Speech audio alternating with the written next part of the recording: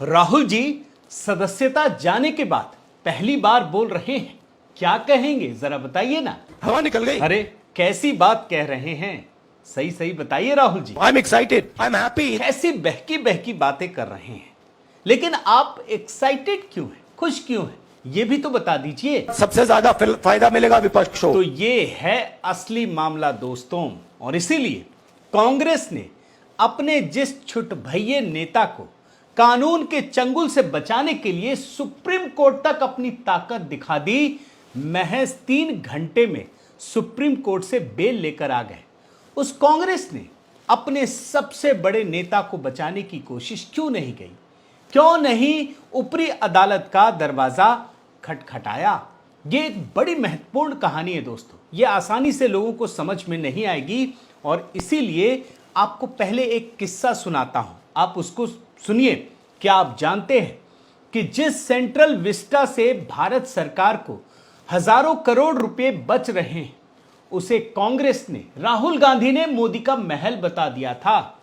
और आपको कुछ बयान सुनाऊं क्या, बताइए ना सुप्रिया जी, आप पहले बता दीजिए ये क्या है। एक बंगला बने न्यारा एक बड़ा पुराना गाना है, मुझे लगता है मोदी जी का बड़ा पसंदीदा गाना है, क्योंकि अगर ऐसा नहीं होता तो वो क्यों ये अपना नया घर 13,500 करोड़ का बनाते। तो देख रहे हैं ना, सुप्रिया श्रीनेत जी ने 13,500 करोड़ रुपए का महल बताया, तो एक कांग्रेस प्रवक्ता ने इसे 20,000 करोड़ रुपए का मोदी महल बता दिया। ये भी सुन लीजिए। हम ये पूछना चाहते हैं, ये जो 20,000 करोड़ रुपए का जो मोदी महल बनाना ज्यादा महत्वपूर्ण है कि लोगों के हाथ में डायरेक्ट कैश देना ज्यादा इंपॉर्टेंट। देख लिया आपने। अब दूसरे किस्से पर आइए। जिस 3 तलाक से मुस्लिम महिलाओं को बचाने के लिए मोदी जी ने जी जान लगा दिया, उसी 3 तलाक का विरोध करने के लिए, कानून का विरोध करने के लिए राहुल गांधी ने दूसरा तरीका ही ढूंढ लिया, एक छोटा हिस्सा। We have an issue with the criminalization issue, but we're not stone on anything. बस ये समझ लीजिए दोस्तों कि अखिलेश यादव के एक सांसद जिसे अल्लाह का हुक्म बता रहे थे, उसे राहुल गांधी ने एक नैरेटिव का रूप दे दिया। ये भी बयान सुनिए। कुरान शरीफ का ये अल्लाह का हुक्म है, जो वहाँ का फैसला है उस फैसले को कैसे बदल सकते। और जानते हैं ये कौन सा तरीका है? यही तरीका राम मंदिर में भी आजमाया गया।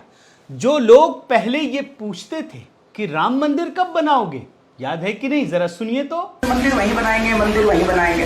हम कहते जी कब बनाओगे, कहते डेट नहीं बताएंगे। वही गठबंधन के लोग जब राम मंदिर बनने लगे तो जानते हैं क्या सवाल पूछने लगे कि राम मंदिर बनने से कोरोना खत्म हो जाएगा। सुनिए शरद पवार का ये बयान। और जानते हैं दोस्तों, ठीक उसी प्रकार से जब भ्रष्टाचार के खिलाफ कार्रवाई होने लगी तो इन लोगों ने कैसे विरोध किया। ये नहीं कहा कि हम ईमानदार हैं, हमारे खिलाफ बेवजह कार्रवाई हो रही, बल्कि यह सवाल पूछा जाने लगा कि सारी कार्रवाई हमारे खिलाफ ही क्यों हो रही है। आप सुनिए ना कि 95% कार्रवाई सिर्फ विपक्ष के खिलाफ क्यों हो रही है। कांग्रेसी प्रवक्ता है, सुन लीजिए। पिछले 4-5 वर्षों के अंदर अगर 4 गुना केस बढ़ते हैं और उसमें 95% मात्र विपक्ष के ऊपर केस होते हैं, तो निश्चित रूप से सवाल पूछे जाएंगे। और याद रखिए दोस्तों, यूपीए सरकार के समय भी जो कार्रवाई होती थी उसमें भी इन्हीं नेताओं के खिलाफ कार्रवाई होती थी, और उसमें 40% भ्रष्ट नेता इनके ही थे, 60% विपक्षी नेता, उसमें आज वाले भी शामिल हैं। तो इसका मतलब यह है कि भ्रष्टाचारी तो एक ही प्रकार के लोग हैं, लेकिन नैरेटिव बदलना है, लड़ाई तो कुछ और करनी है। तो क्या दिया जा रहा है ये भी सुनिए। 96% छापे सिर्फ विपक्षी दल के नेताओं के पास में पड़े हैं, तो इससे क्या अंदाजा लगाया जा सकता है। और इतना ही नहीं, जो माहौल बनाने वाला काम करते हैं ना कुछ लोग, आपने अगर ध्यान नहीं दिया है तो आपको एक छोटा हिस्सा दिखा देता हूं।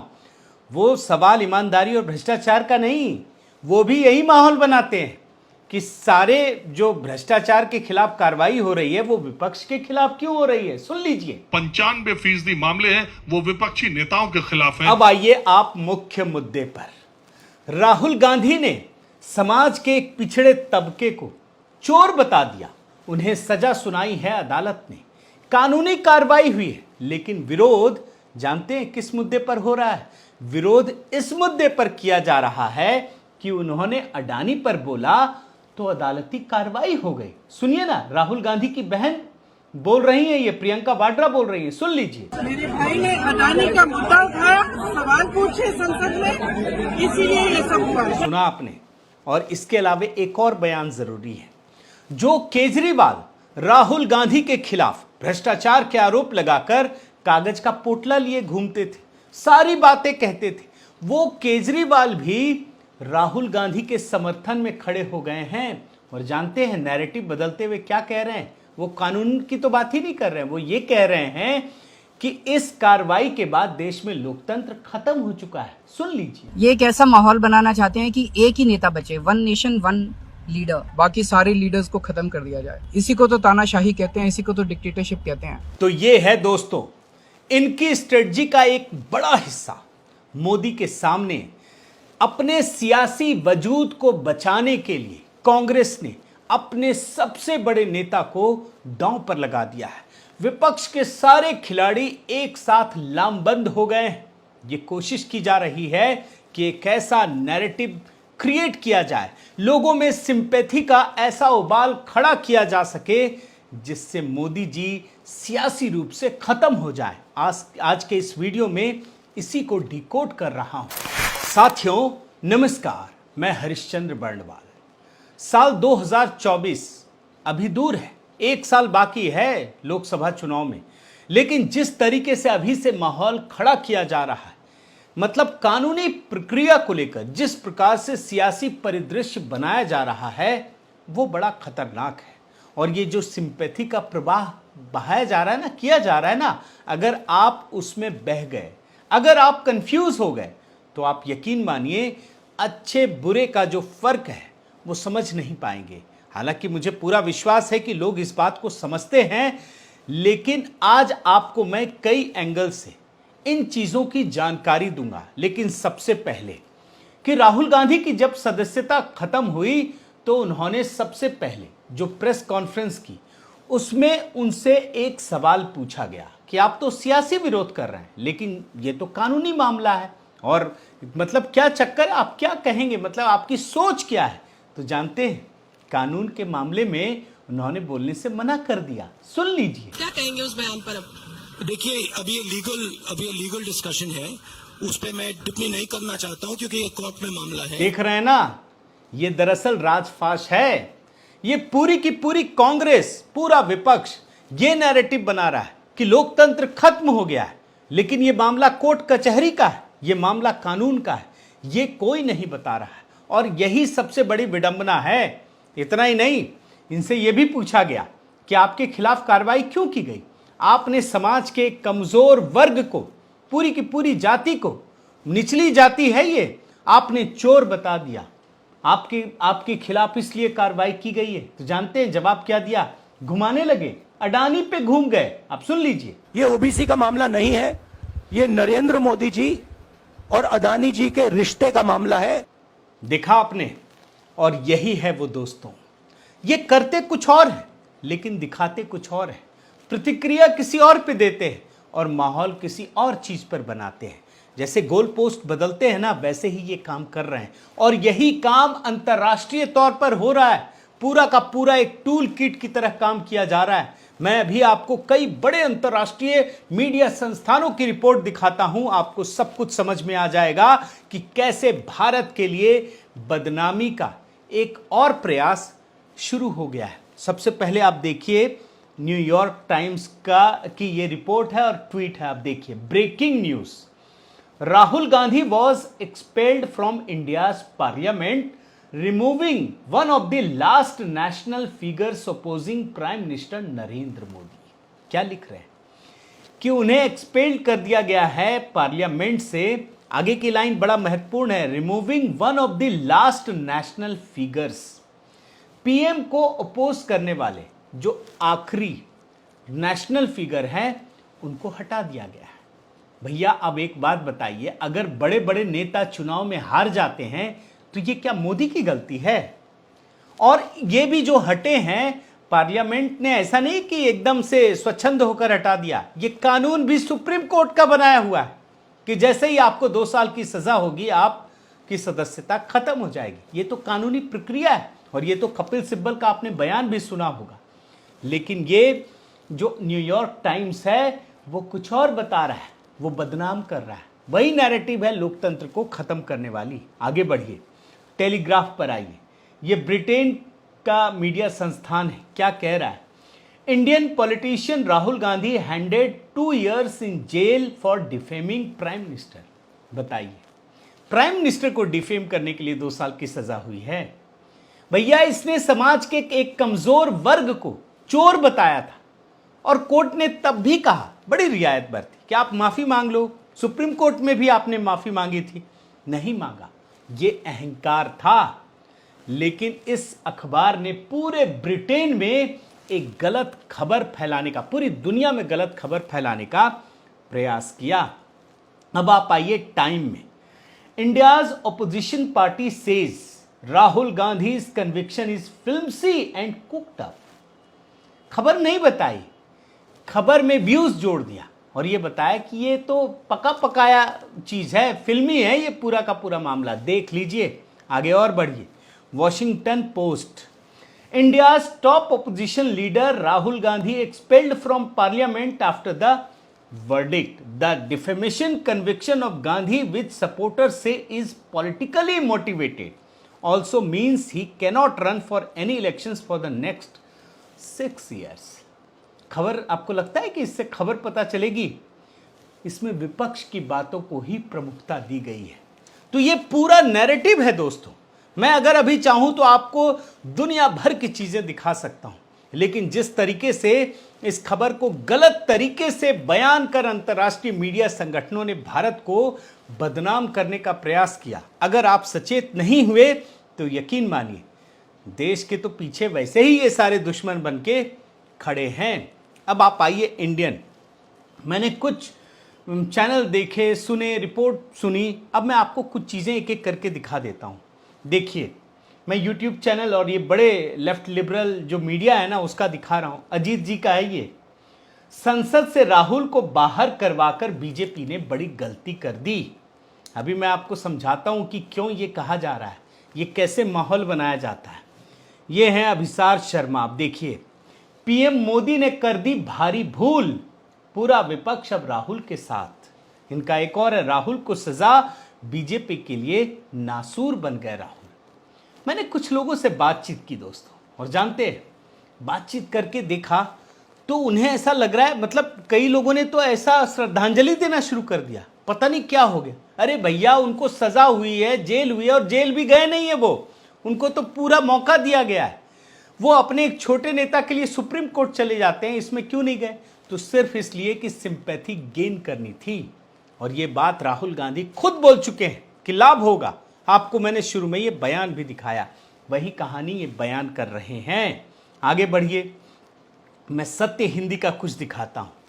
अदालती फैसले के बाद राहुल नायक बन रहे हैं। आप बस देखते चले जाइए दोस्तों। माफी न मांगकर राहुल गांधी नायक बन गए। आपको क्या लगता है ये क्या है? आप समझने की कोशिश कीजिए। एक जैसे कहते हैं ना कि लालू यादव भ्रष्टाचार कर दोषी बन गए और उसको उन लोगों ने नायक बना दिया, कुछ लोगों ने। ये वही है टेंडेंसी, ये वही नैरेटिव है। एक व्यक्ति समाज के गरीब तबके का अपमान करता है, गाली देता है, चोर बताता है, अदालत उसे सजा देती है, पहले माफी मांगने को कहती है, माफी नहीं मांगता, और उसके बाद जब सजा मिलती है तो ये लेफ्ट लिबरल मीडिया उसे नायक बना देता है। यही सच्चाई है दोस्तों, इसको भूलने की जरूरत नहीं है। अब आपको मैं कुछ और बड़े लेफ्ट लिबरल मीडिया के पत्रकारों का दिखाता हूं। पुण्य प्रसून वाजपेयी का 2 वीडियो मैंने हल्का स्कैन किया है, देखा है आपको, लेकिन मैं वीडियो कैसे दिखाऊंगा आपको, तो मैं थंबनेल दिखा रहा हूं। संसद छूटा, अब सड़क पर उतरेंगे राहुल, डर में आकर बड़ी गलती कर गए मोदी, अब पड़ेगा इतना महंगा।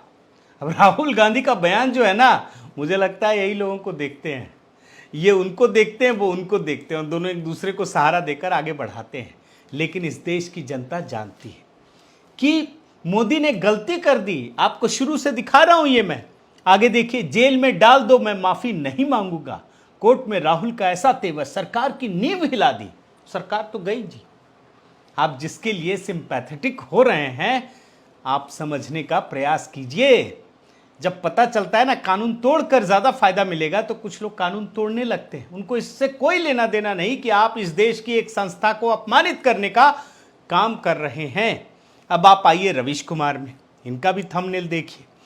राहुल खतरे में लोकतंत्र, लोकतंत्र खतरे में, वही नैरेटिव है, बस लोकतंत्र तो खतरे में आ गया है जी। हिंडनबर्ग की रिपोर्ट आती है तो ये जनाब हिंडन नदी पहुंच जाते हैं रिपोर्ट लेने के लिए। पत्रकारिता का आप स्तर देखिए। दूसरा, भाषण के लिए राहुल गांधी को 2 साल की सजा। बताइए, भाषण के लिए सजा हुई थी? भाषण के लिए कभी सजा नहीं होती। और भाषण आप अगर पीएम मोदी को तो आपने क्या क्या नहीं कहा, लेकिन अगर आप गरीब समाज के एक पूरे के पूरे तबके को चोर बताएंगे तो कोर्ट तो अपना काम करेगा ना। आगे बढ़िए, ये हैं साक्षी जोशी, देख लीजिए। अडानी वाले भाषण के बाद राहुल के खिलाफ षड्यंत्र रचा गया। अडानी, आगे देखिए, राहुल गांधी को सिर्फ संसद से ही क्यों हटाया, सीधा सूली पर क्यों नहीं चढ़ा दिया? ये वो जो आपको बता रहा हूं ना कि सिंपैथी गेन करने की कोशिश, वो इसी से आता है। माफी मांग लो राहुल गांधी, जज ने कहा मर जाऊंगा पर माफी नहीं मांगूंगा। अकड़, अहंकार, जो मैं आपको बता रहा हूं। आगे बढ़िए, एक मीनाक्षी कंडवाल हैं, ये भी एंकर रही हैं, इनका एक यूट्यूब चैनल है, राहुल से इतना डर गए मोदी। तो ये है इनका पूरा का पूरा सिस्टम। अब मैं आपको 2 बड़े अखबार की हेडलाइन और खबर दिखा देता हूं, सिर्फ आप एंगल को समझने की कोशिश कीजिए। Rahul Gandhi's disqualification may turn into advantage for Congress experts. मतलब इनको जो डिस्क्वालीफाई किया गया है ये कांग्रेस के लिए फायदेमंद साबित होने वाला है। समझ गए ना? क्यों नहीं ये कोर्ट गए, क्यों नहीं इन्होंने माफी मांगी? ऐसा थोड़ी है कि माफी नहीं मांगते थे, सुप्रीम कोर्ट में माफी मांगी और मैं बयान सुना चुका हूं आपको।